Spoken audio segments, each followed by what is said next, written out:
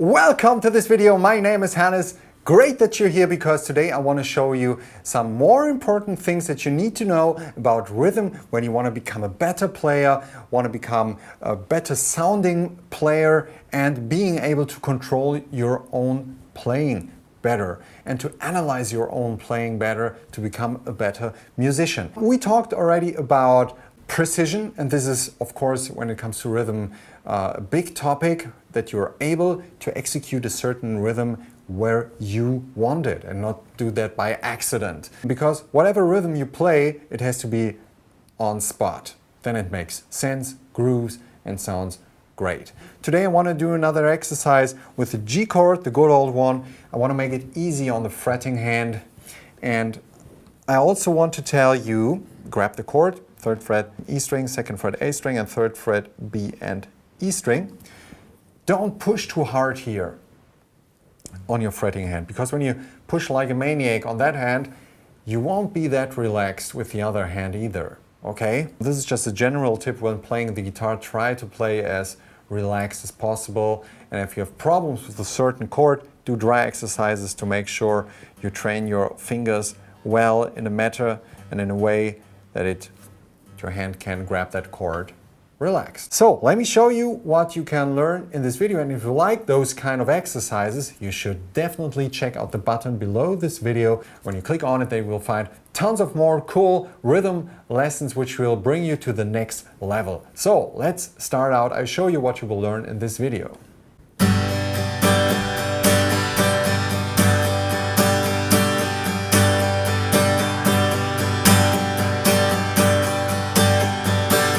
Faster.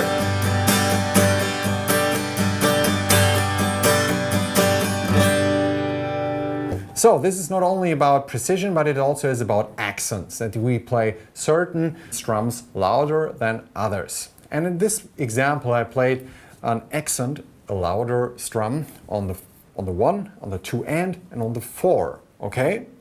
So I will do it really slow for you so you can see it, hear it, and then develop it together with me. So let's start out. 3 and 4 and 1 and 2 and 3 and 4 and... So those are the spots where we play the accents.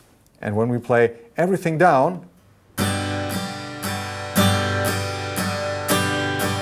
we need just to play those strums on the 1, 2 and 4 louder.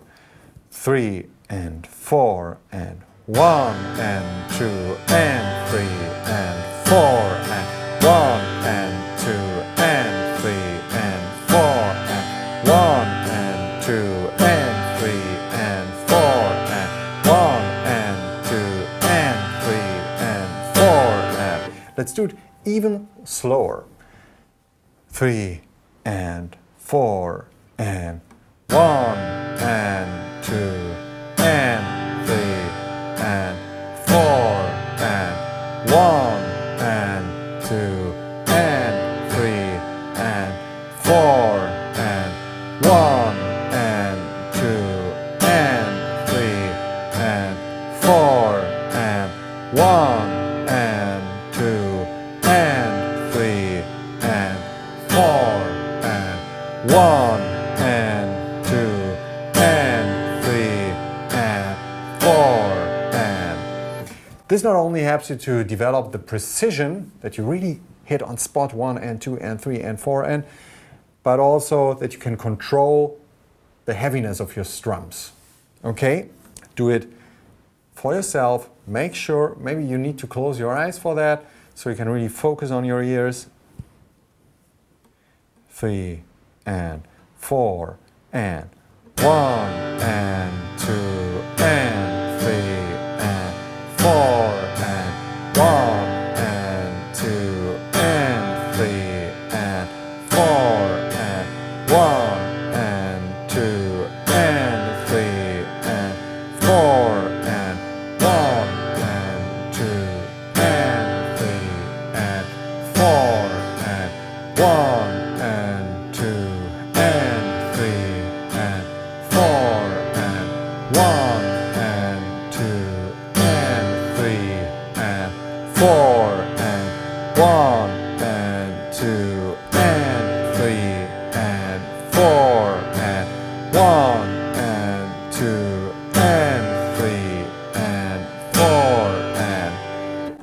make sure it's as precise as you can.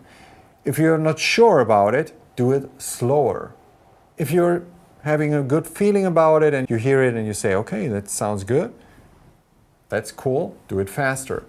If you do not really know, pick up your smartphone, whatever, and record yourself doing this, counting out loud and playing what we just did, okay? This is always an opportunity to check how you developed your rhythms and where might be still a problem, okay? No matter how bad it might sound in your ears, you're just starting out to become a great rhythm player. So always make sure you just be honest to yourself, because rhythm is just about precision and that you know what you're doing. And from there on, all your other rhythm patterns you already learned will become better. I promise you that. So, thanks for tuning in, and if you like those kind of lessons, those kind of videos, and developing your rhythm abilities, check the button below this video, click it, and find tons of more cool videos related to that topic. Thanks for tuning in, and see you in the next video. Bye bye.